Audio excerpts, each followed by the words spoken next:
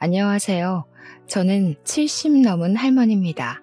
제게 아주 기막힌 사정이 있어서 사연으로 올리게 되었어요. 제가 전생에 아주 큰 잘못을 했던 건지 제 인생은 누구와 겨룰 수 없을 만큼 지옥 그 자체였는데요.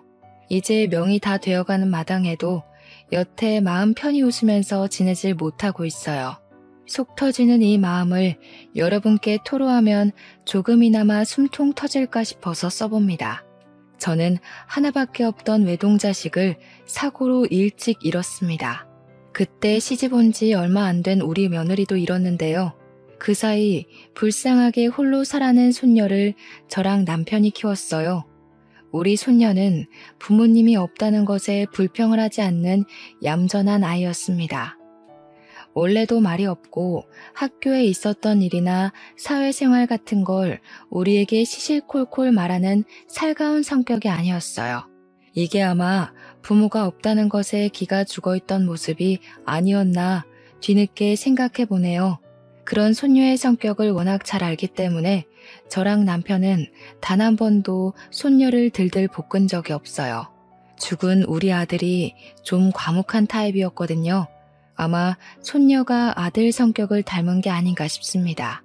남편은 손녀가 말 안 해도 알아서 잘한다고 늘 믿는 사람이었는데 저는 그래도 내 손녀 일이니까 손녀의 일상이 늘 궁금했고 손녀의 삶을 알고 싶었어요. 근데 참았죠. 그거 하나 참는 게 얼마나 힘이 들었는지 모릅니다. 그래서 사실 손녀에 대해 그렇게 아는 것은 많이 없었어요. 때문에 저랑 남편은 손녀에게 결혼할 남자가 있는 줄도 몰랐거든요. 어느 날 손녀가 결혼할 남자가 있다면서 만난 지 3년이 된 사이라고 했을 때 저도 남편도 많이 놀랐습니다. 얌전할 것만 같은 우리 손녀가 연애도 하는구나 싶어서 기특했다고나 할까요? 또 한편으로는 죽은 내 아들과 며느리가 참 많이 생각났어요. 이렇게 우리 손녀가 커서 결혼하려는 걸 같이 보고 기뻐했어야 하는데 싶은 생각이 들더라고요. 손녀는 손주 사위에게 이미 청혼을 받았다고 했고 만날 때부터 결혼을 전제로 만난 거라서 우리한테도 이맘때쯤 얘기를 하려고 했다 하더라고요. 손녀의 계획에 우리도 있다는 건 그저 고맙고 기쁜 일이었습니다. 손녀가 야무지게 준비해온 계획을 우리 앞에서 늘어놓을 때 저랑 남편은 그랬구나 하면서 주말에 손주 사위 데려오겠다는 손녀의 말에 고개를 끄덕이기만 했어요. 그리고 며칠 안가 손녀는 정말로 손주 사위를 데리고 집으로 왔습니다. 데려온 사위는 생각보다 키가 작았고 좀 왜소한 편이었어요. 손녀를 지켜주는 남자라기보다는 친구 같은 남자라고 하는 게 좀 더 잘 어울리는 느낌이었다고 할까요? 어쨌든 제가 생각했던 듬직한 느낌은 아니라서 솔직히 첫인상은 별로였습니다. 하지만 첫인상은 첫인상일 뿐이지 않습니까? 사위 말투나 태도는 제가 본 남자들 중에 100점짜리였습니다. 손녀에게 보이는 배려도 그렇고 어른을 대하는 말씨도 그렇고 어디 하나 모난 곳이 없는 총각이었어요. 손주 사위를 보면서 사돈되는 사람들이 아들을 어쩜 이렇게 잘 키우셨나 제가 그 생각을 제일 먼저 했다니까요. 현지 손에 물 한 방울 안 묻히겠다는 약속은 감히 못 드리지만 적어도 현지가 제일보다 뒷전이 되는 일은 없을 거란 건 꼭 약속드릴게요. 손주 사위의 다짐은 가식적이지도 않고 진솔해서 더 마음에 들었고 남편은 그저 손녀의 선택이라면 다 존중을 하는 사람이라 그 시간의 첫 대면은 서로 좋았습니다. 그리고 몰랐는데 정말 고맙게도 사돈되는 쪽에서 우리 손녀를 엄청 예뻐했다고 하더라고요. 우리 손녀한테 첫 만남에 금팔찌를 해줬다는데 저랑 남편도 손주 사위에게 뭐 하나 안 해줄 수 없어서 다음날 전자기업에서 일을 하고 있는 손주 사위를 위해 비싼 시계를 하나 선물해 줬습니다. 이미 시작 전부터 양가 전부 분위기 좋았고 그 분위기를 타서 상견례를 하게 되었어요. 상견례장 입구에서 만났는데 초면인데도 불구하고 사이좋게 입장까지 했습니다. 역시나 분위기는 좋게 흘러갈 수밖에 없었고 예비 사돈들이 그 자리에서 우리 손녀를 많이 신경 써줘서 너무 고마울 따름이었어요. 우리 손녀가 잘 웃는 성격이 아닌데 그 손주 사이랑 사돈과 있으니 참 예쁘게도 잘 웃더라고요. 그거면 저랑 남편도 당연히 행복했고 충분하다고 생각했습니다. 그래서 결혼식도 무사히 이뤄졌죠. 그렇게 행복하게 독립을 시작했던 우리 손녀가 출산까지 하게 되었고 제가 손녀 집에 들락날락하면서 손녀의 뒷바라지를 좀 해줬어요. 마냥 아기 같던 손녀가 아기를 낳았다고 하니 걱정되는 게 이만저만이 아니었거든요. 손주 사위도 워낙 일로 바쁘니까 혼자 있는 손녀는 제가 챙기는 게 여러모로 도움될 것 같았어요. 그래서 손녀에게 한약도 지어가고 밥도 챙겨가고 그랬죠. 물론 손주 사위 것까지 말이죠. 그렇게 아무 걱정 없이 10년 정도가 흘렀습니다. 그동안 증손자는 어느 정도 커서 의젓한 초등학생이 되었고 손녀는 초등학교 아이의 학부모가 되었다 보니 아무래도 연락이 뜸해졌어요. 그땐 그냥 학부모로서 바쁠 수밖에 없으니 당연히 이해를 했었죠. 그런데 어느 날 웬 청천벽력 같은 소식이 제게 들려왔습니다. 무소식은 희소식이라던데 제가 받은 간만의 손녀 소식은 우리 이쁜 손녀가 뇌사 상태라는 병원의 연락이었어요. 너무 놀라서 병원으로 바로 갔는데 손주 사위 말로는 제 손녀가 뺑소니로 사고가 나서 식물인간 되었다고 하더라고요. 어떻게 이런 일이 있을 수가 있는지 손발이 너무 떨렸습니다. 손녀 엄마 아빠도 교통사고로 죽었거든요.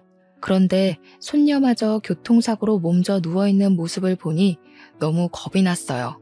꼼짝 않고 누워있는 손녀 손을 잡고서 손녀 이름을 부르고 할머니 왔다고 인사를 하면서 얼마나 울었는지 모릅니다. 그날로 제 집은 손녀가 있는 병실이 되었어요. 남편이 지내기엔 여자 병실이라서 남편은 잠만 집에서 자고 병실로 출퇴근했습니다.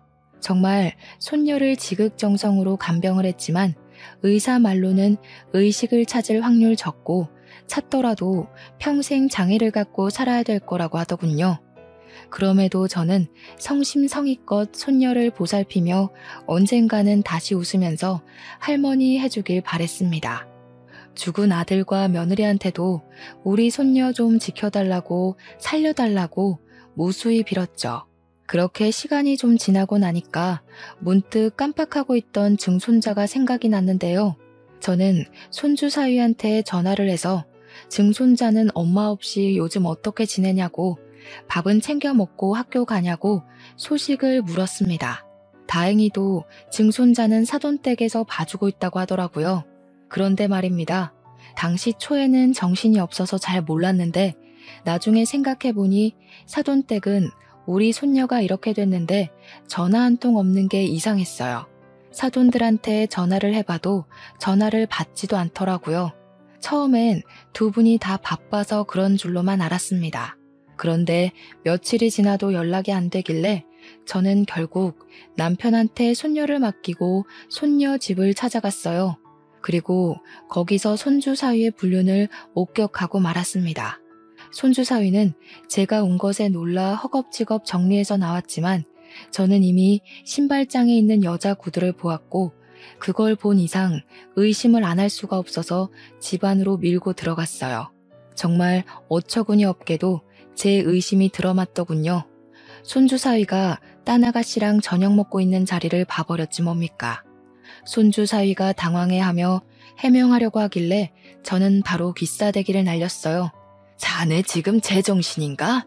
내 손녀가 사고 나서 누워있는데 어떻게 이런 짓을 벌일 수가 있어?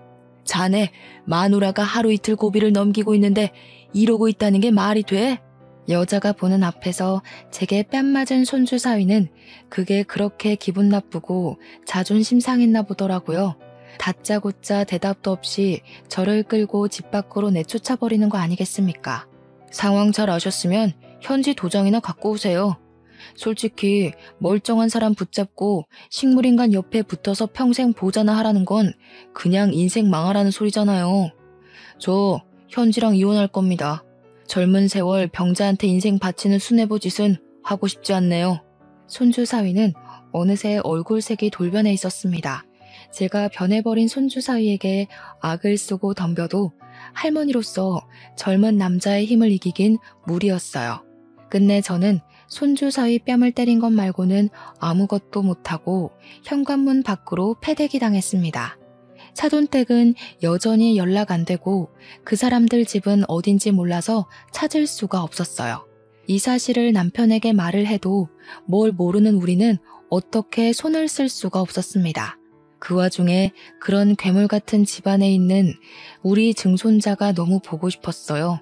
증손자가 너무 걱정돼서 저는 증손자라도 우리가 데려오자고 생각을 했죠. 그래서 애 초등학교까지 찾아갔는데 불행하게도 증손자는 만날 수가 없었습니다. 어머, 모르셨어요? 준영이 저번 달에 베트남 갔어요. 아버님께서 유학 보내신다고 하길래 진작에 떠났는데요. 느닷없이 베트남은 또 뭐고 어른들도 잘 가보지 않은 낯선 나라에 어린 증손자가 왜 유학을 가 있는 건지 이게 손주 사위 짓이라니까 속셈이 있다는 걸로밖에 안 보이더라고요. 저는 바로 손주 사위한테 연락해서 증손자가 베트남에 갔다는 거 뭔 소리냐고 따졌습니다. 그러자 손주 사위는 그저 제 연락을 귀찮아했어요. 도장 얘기할 거 아니면 연락하지 말라면서 즉 손주에 대해 아무것도 알려주지 않았습니다. 그리고 여기서 또 괘씸했던 건 우리 손녀 보험금이었어요.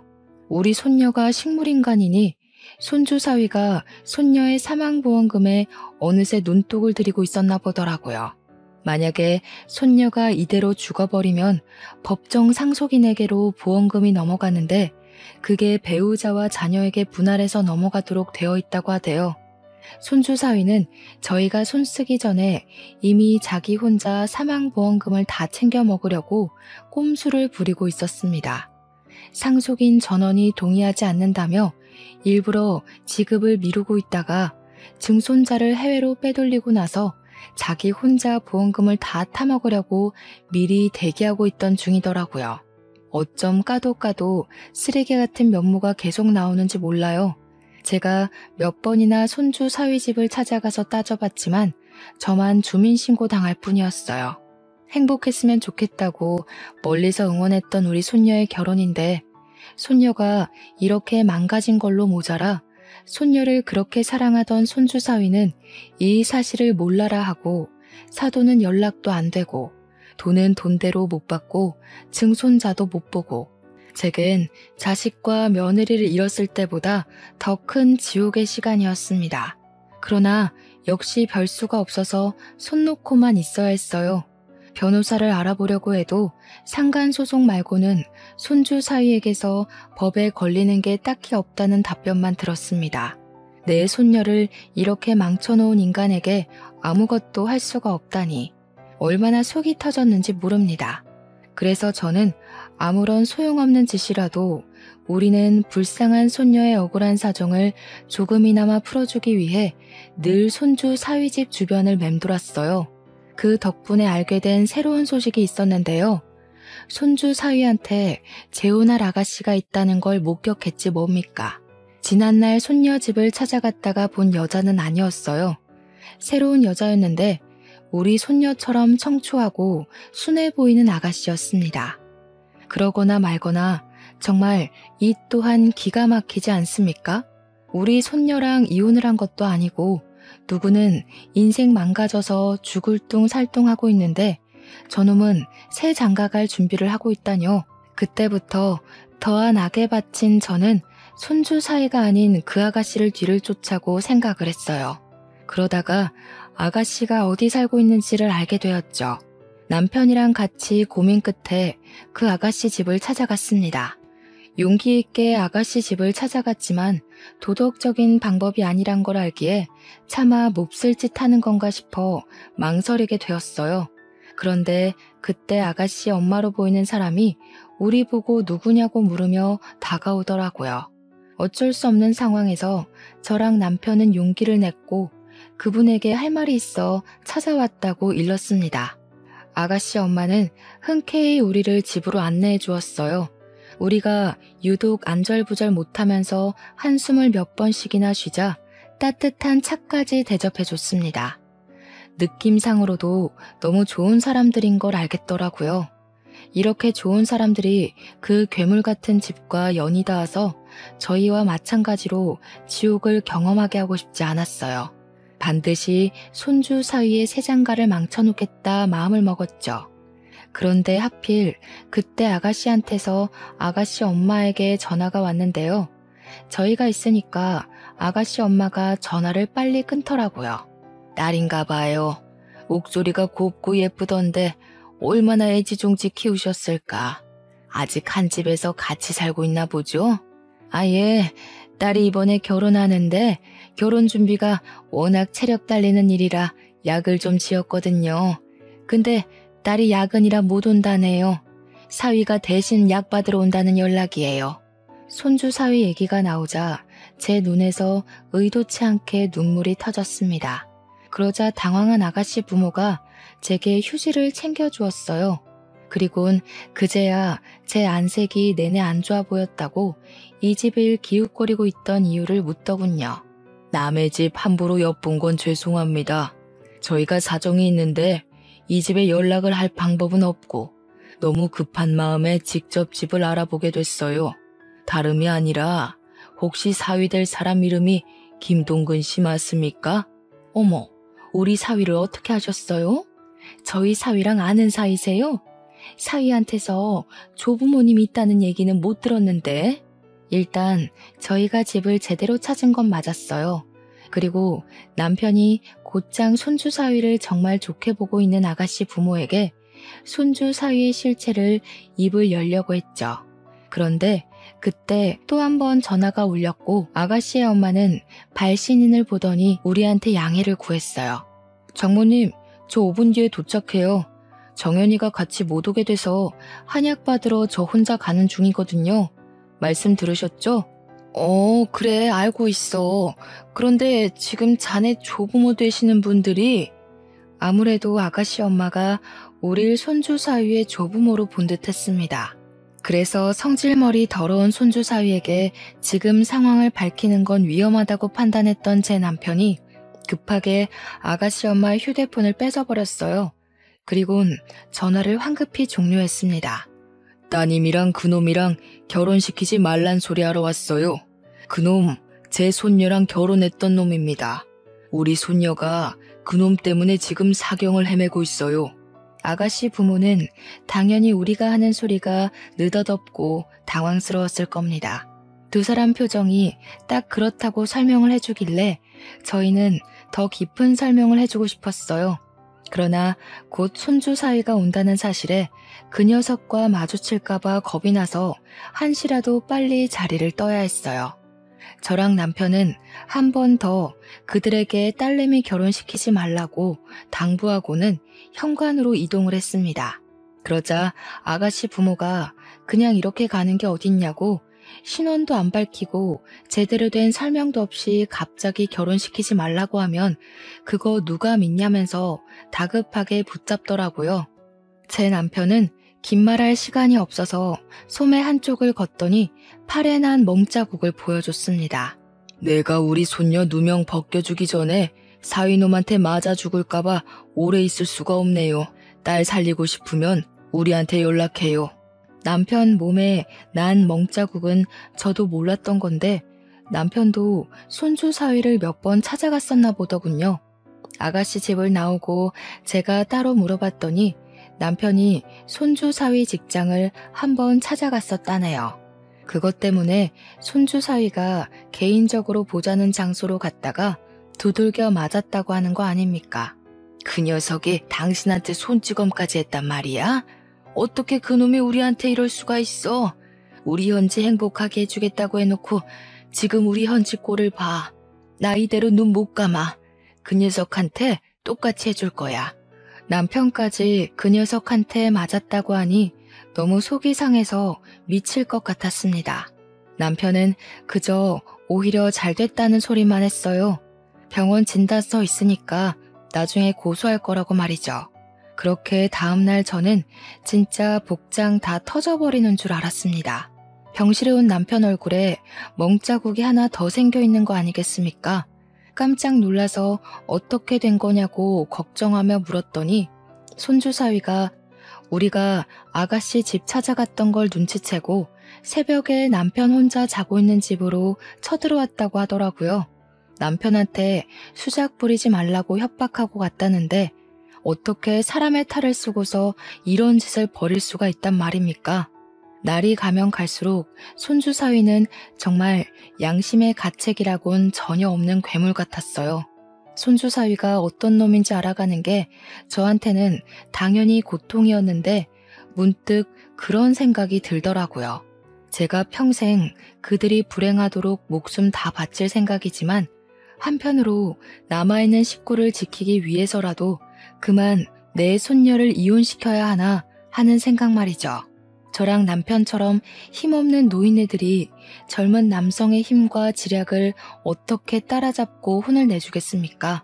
그래서 저 혼자 남편한테는 말 못하고 수천 번 고민을 했어요. 고민에 고민을 거듭하기만 할 뿐 차마 결정을 못 내리고 시간만 보내던 중 아가씨네에서 전화가 왔습니다.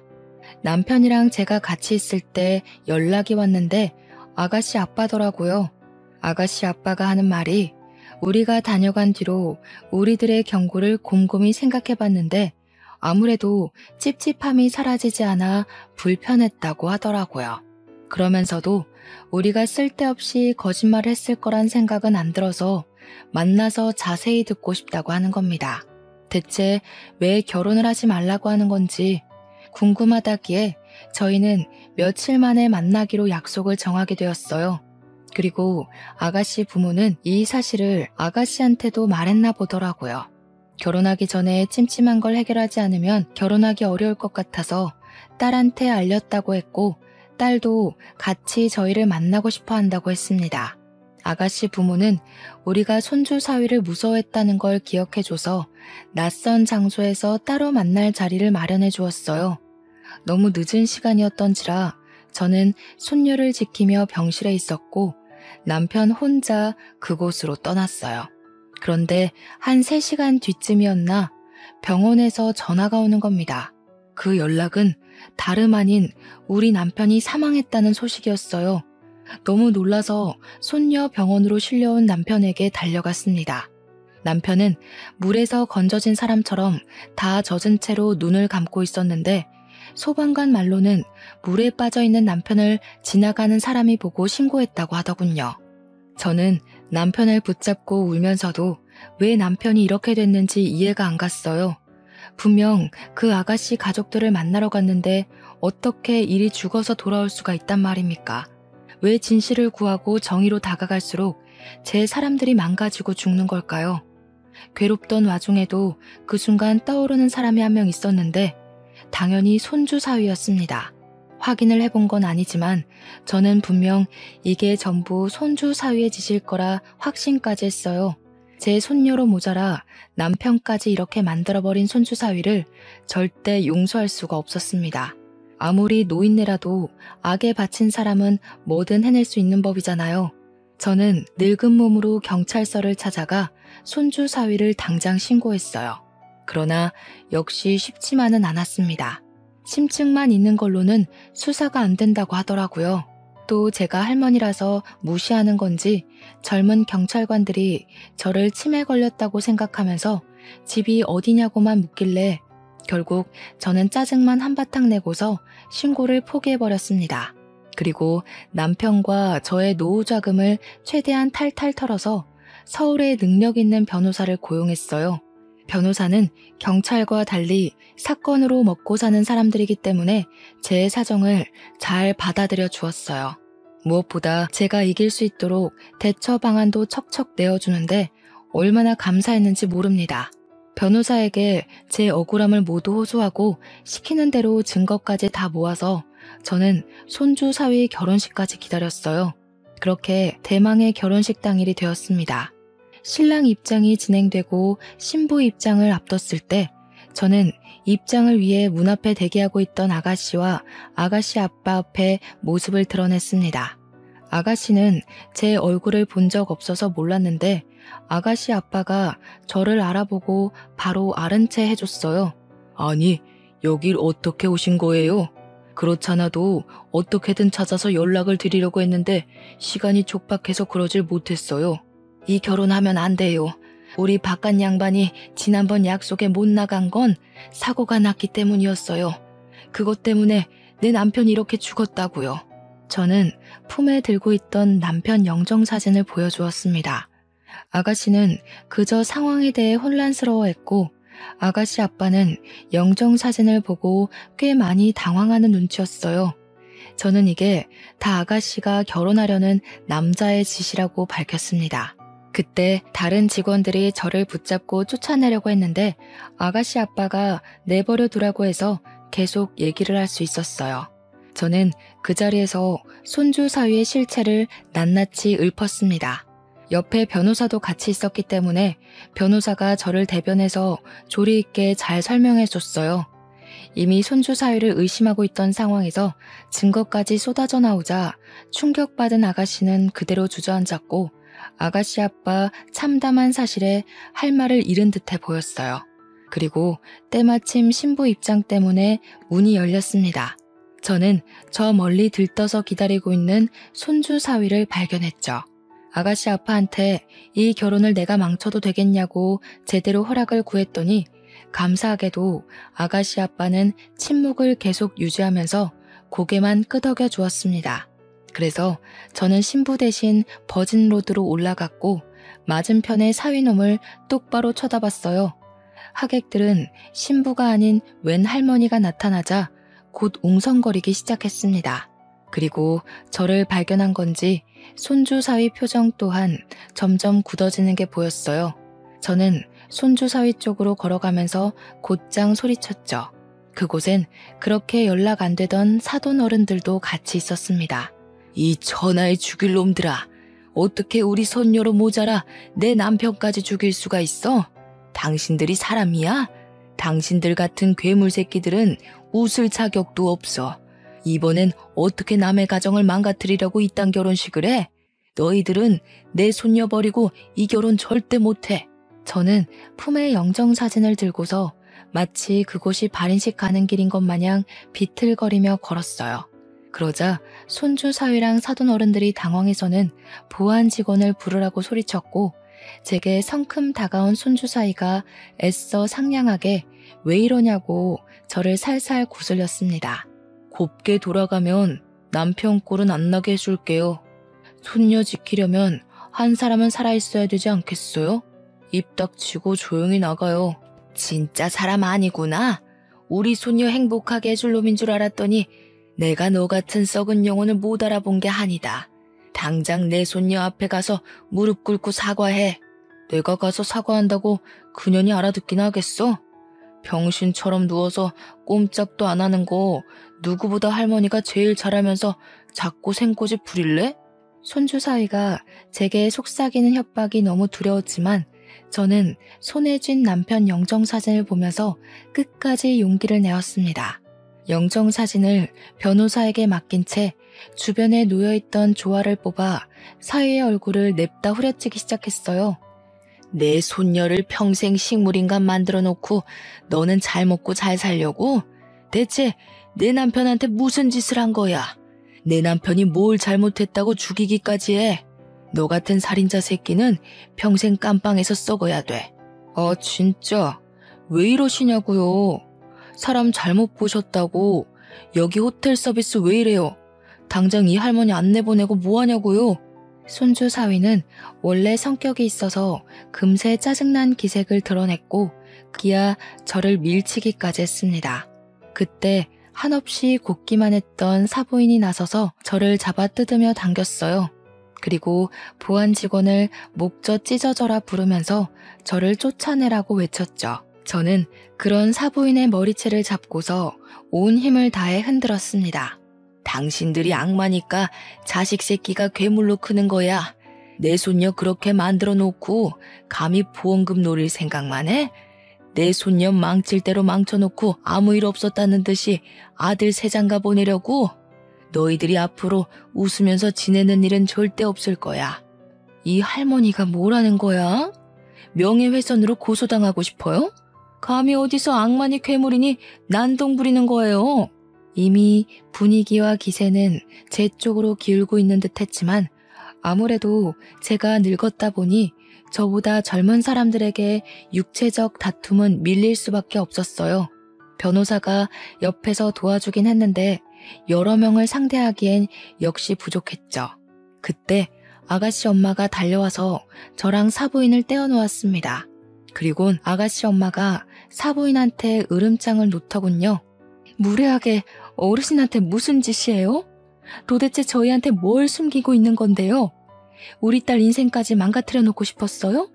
어떻게 저런 쓰레기 같은 놈을 포장해서 팔 생각을 해요? 사돈, 지금 이 할머니 말 믿는 거예요? 이 할머니 정신 나간 할머니라고요. 그렇게 감싸줄 게 아니라니까요. 저희가 무슨 사정이 있는지 모르시면 함부로 말씀하지 마세요. 사부인은 정말 뻔뻔하게 나왔습니다. 그 타이밍에 아가씨가 드레스를 들고 성큼성큼 버진로드를 걸어왔어요. 그러다 손주 사위 앞에 서서는 풀스윙으로 손주 사이에 기싸대기를 날렸습니다. 그 덕에 모든 사람들의 이목이 한 곳으로 집중되었어요. 너, 마누라가 너 때문에 식물인간이 됐다는 것도 기가 막혔는데 애까지 있었니? 그걸로 모자라. 장인어른 되는 분까지 죽여? 하마터면 내가 사람 아닌 새끼랑 한 입을 덮을 뻔했네. 무슨 소리야. 누군지도 모르는 이 사람들 말을 믿는다고? 우리가 고작 그 정도밖에 안 되는 사이야? 손주 사위는 뻔뻔하게 사실을 부정했어요. 그러자 뒤따라 들어왔던 아가씨 아빠가 손에 쥐고 있던 서류 봉투로 손주 사위 머리통을 사정없이 후려치길 반복했습니다. 처맞던 손주 사위는 누가 자기를 때리는 줄도 모르고 있다가 버럭 성질을 내면서 아가씨 아빠한테 순간 쌍욕을 했어요. 그러다 아가씨 아빠라는 걸 알자 손주 사위가 크게 당황하더군요. 그것을 두 눈 부릅뜨고 있던 아가씨 아빠가 사위를 향해 서류 봉투 안에 있던 사진 뭉텅이를 던졌습니다. 몹쓸 놈 같으니라고. 네가 재혼인 것까진 내 뭐라 안 한다. 그런데 한 가족 인생을 완전 묵살내놓고 그걸 발뺌하려 해? 손주 사위가 아가씨 아빠에게 변명하는 사이 아가씨 엄마랑 주위 사람들이 바닥에 떨어진 사진들을 주었어요. 그건 제가 변호사랑 같이 마련했던 증거 사진들이었습니다. 우리 손녀가 식물인간 채 누워있는 사진과 증손자 사진, 그뿐만 아니라 우리 손녀랑 이 자식이 혼인신고가 되어 있었다는 것과 그 둘 사이에 아들 하나 있다는 호적 사진까지 손주 사위가 이전에 어떤 사람이었는지 확인할 수 있는 모든 것들이 수많은 사진들 속에 담겨 있었어요. 그리고 한 가지 더, 제가 변호사랑 조사하면서 새롭게 알게 된 사실이 있었는데요. 식물인간 된 손녀는 뺑소니로 사고가 난 게 아니라 사실 손주 사위가 바람 피우고 손찌검했던 충격 때문에 탈진에 우울증까지 앓다가 쓰러진 거였더라고요. 뒤늦게 정신을 차리고 깨어난 우리 손녀는 이미 정상이 아니었을 텐데 손주 사위는 그저 우리 손녀가 자신이 바람 피운 사실을 빌미로 위자료를 청구할까봐 대포차를 이용해 CCTV 하나 없는 한적한 산길로 싣고 갔고 뺑소니로 위장하기 위해서 우리 손녀를 들이받아버렸던 겁니다. 이건 엄연한 살인미수 사건이었죠. 변호사가 뺑소니 사고 알아보다가 뭔가 허술한 점이 있어서 자세히 조사를 했더니 밝혀진 사실이라고 했어요. 심지어 이걸 사돈 어른들은 알면서도 우리를 외면했고 아들의 끔찍한 짓을 감싸고 돈 거였어요. 그리고 우리 남편을 처리한 방법도 마찬가지였습니다. 역시나 사위가 자신의 재혼할 여자에게 모든 진실이 폭로될까 두려워서 남편을 죽인 거였어요. 남편 입막음 하려다가 실랑이가 벌어졌고 제 남편을 기절시켜서 차에 태운 뒤 절벽 아래 호수로 떨어뜨린 거였더라고요. 이 사실은 저 또한 모르고 있다가 그 자리에서 들은 사실이었는데요. 아가씨네 아빠가 흥신소에 돈을 맡기고 뒤늦게 알아낸 정보더라고요. 모두 대포차에 CCTV 하나 없는 곳이라 경찰도 제대로 수사해주지 않았는데 아가씨네 아빠가 돈이 꽤 있는 집안이었는지 저 몰래 이렇게 조사를 해줬고 발견한 진실을 결혼식에서 터뜨린 거였어요. 그러니까 결국 아가씨네 또한 이 결혼을 할 생각이 없었던 겁니다. 더 이상 사돈 어른들과 손주 사위가 변명 못하고 있는 꼴을 보고서 저는 웅성거리는 하객들을 향해 마지막으로 울부짖었어요. 이 썩을 놈이 바람 피워서 내 손녀 평생 불구 만들어 놓고 보험금도 훔쳐갔어요. 어떻게 이런 놈이 감옥도 안 가고 새 삶을 살도록 내버려 두겠어요? 이 개자식이 다시는 세상 빛 못 보게 제발 도와주세요. 인간 같지도 않은 것들의 행적들이 밝혀지니 저는 알면서도 또 한 번 주저앉아 좌절을 하게 되었어요. 하객들도 놀라서 숙덕거리기 시작했고 사진까지 찍혔습니다. 그러는 사이 저는 사돈어른들 발목을 잡고서 계속 따졌어요.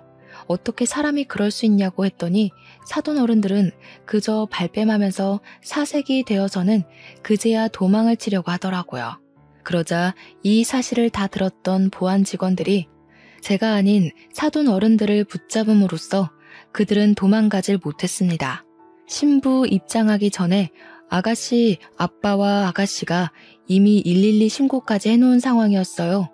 손주 사위까지 우리를 밀치고 도망가려던 때에 마침 경찰 들이닥쳤죠. 그렇게 해서 그날 결혼식은 그 어떤 결혼식보다 완벽하게 파투가 났어요.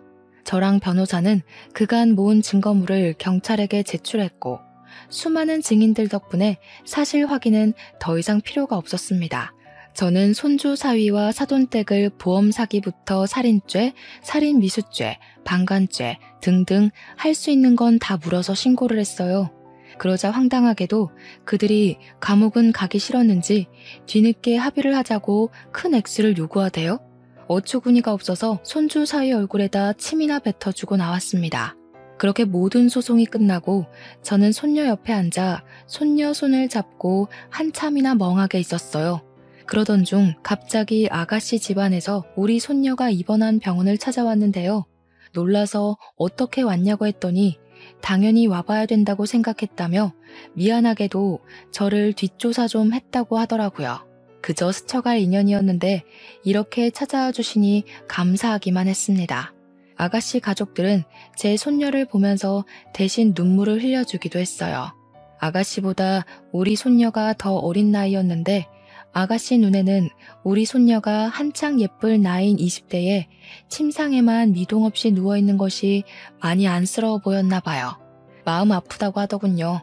저는 이미 그들이 우리 손녀를 찾아와 준 것만으로도 너무 고마웠는데 아가씨 가족들은 저에게 위로금과 결혼을 막아준 감사한 마음을 담아서 병원비를 건넸어요. 돈을 받을 생각은 없었기에 당황해서 바로 거절했더니 아가씨 아빠가 꾸역꾸역 제 손에 쥐어주더라고요. 아무리 그래도 이 돈은 받을 수가 없어서 저는 대신 다른 부탁 하나 들어줄 수 있냐고 되레 제안을 해버렸습니다. 염치 없는 거 알지만 우리 손녀한테 아들이 하나 있다고 했죠? 이 썩을 놈이 증손자 얼굴 안 보여준다고 협박을 하길래 몰래 찾아가서 보려고 하니까 학교 선생님이 우리 증손자가 유학을 갔다고 하더라고요. 베트남에요. 아마 그게 아가씨랑 결혼하기 위해서 손주 사위가 자식을 숨기려고 했던 것 같다면서 얘기를 했더니 아가씨 집안은 참담한 얼굴을 하면서 손주 사위네 식구들에게 또 한 번 실망을 표했습니다. 원래 증손자 일도 사실 아가씨네에게 부탁할 생각은 없었거든요. 하도 돈을 주겠다고 하니까 저도 모르게 다른 부탁이 튀어나가 버린 건데 고맙게도 아가씨네 집에서 우리 증손자를 찾아주겠다고 하더라고요. 해외 입양 관련 서류가 있어서 찾는 데는 그리 어렵지 않은 것 같았어요. 그들은 절차를 밟고 금세 한국으로 증손자를 데려와 제게 안겨주었습니다. 제 남편의 죽음을 위해 돈을 써주고 증손자 찾는데 돈을 써주는 아가씨 집안을 보면서 어느 정도 돈이 있는 집안이구나 그렇게 생각하긴 했었는데 알고 보니 그냥 돈이 많은 수준이 아니더라고요. 건물을 5채나 갖고 있는 건물주인 거 아니겠어요? 그 사실을 알고 나니 그 쓰레기 사이놈의 속셈까지 알겠는 거 있죠. 그놈은 건물주 집안 아가씨랑 결혼해서 성공하고 싶었던 게 분명해요. 그런데 제 남편이 자기 출세에 자꾸 방해가 되니까 죽인 게 틀림없습니다. 저는 그 쓰레기 놈을 감옥 갈 수 있게 도와준 것만으로도 고마워서 더는 그들의 배려를 바라지 않았어요. 근데 아가씨 가족들이 자꾸 저를 곤란하게 하더라고요. 자기 귀한 외동딸이 흉악범이랑 결혼할 뻔한 걸 막아줘서 고맙다는 이유로 저한테 우리 손녀 병원비를 계속 내주겠다고 하는 거 아니겠습니까? 제가 그게 부담되고 미안해서 증손자를 찾아달라고 말을 돌렸던 건데 그들은 제게 끝내 병원비를 쥐어주었습니다. 액수가 너무 상당했어요. 우리 손녀가 언제까지 이 상태로 있을지 모르니 그만한 기간만큼 경제적 지원에 구애받지 않도록 신경 써준 액수였습니다. 저는 그들에게 너무 고마워서 눈물을 펑펑 쏟았어요. 남편도 잃고 손녀까지 잃게 생긴 제게 그들은 은인이나 다름없었죠. 그리고 더 고마웠던 건 우리 증손자가 아직 중학생도 안 돼서 제가 데리고 키우려면 돈을 벌어야 되는데 그것까지 신경을 써주더라고요. 아가씨 아빠가 저더러 나이 먹고 어떻게 일을 해서 돈을 벌겠냐면서 자기가 세받고 있는 건물에 방이 하나 남으니 거기서 증손자랑 같이 살게 해주겠다고 선뜻 얘기해주는 거 아닙니까? 그리고 국가에서 조손 가정에게 경제적으로 도와주는 혜택들이 있으니 증손자는 지역 아동센터에서 학습이랑 성장에 도움되는 각종 프로그램을 지원받을 수 있도록 아가씨가 대신 알아봐 주겠다고도 했어요. 정말 손이 떨릴 정도로 감사해서 몸둘 바를 몰랐습니다. 너무 염치 없이 받기만 하는 거 아닌가 싶어서 두 손에 얼굴을 묻고 마냥 울기만 했는데 젊은 아가씨가 마치 손녀처럼 저를 안아주었어요. 할머니, 오래 사셔야 돼요. 그래야 여기 누워있는 손녀딸도 힘내서 일어나죠. 더는 할머니가 신경 쓰는 일 없도록 저희 집에서 최대한 도울게요. 저희 필요하시면 언제든지 연락하셔야 돼요. 알았죠? 어쩜 이렇게 착한 집안이 다 있는 걸까요? 불쌍한 우리 집안을 도와주기 위해 하늘에서 내려온 천사와도 같다고 느꼈습니다. 덕분에 저는 많은 힘을 얻었어요. 우리 손녀가 언제 깨어날지 모르지만 제 한 목숨 다 다를 때까지 손녀가 깨어날 날만을 기다리며 씩씩하게 살아갈 거예요. 우리 증손자 또한 깨어날 엄마가 자랑스럽게 생각할 수 있도록 아주 의젓하게 키울 예정입니다.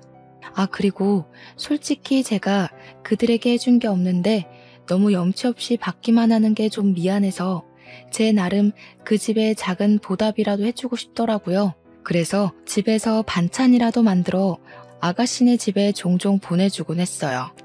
나이 먹은 할머니가 괜한 짓 생각한다고 할 수도 있는데도 그 집안 사람들은 항상 고맙다고 제 덕분에 늘 영양보충 든든하게 한다면서 웃는 얼굴로 대해줬어요.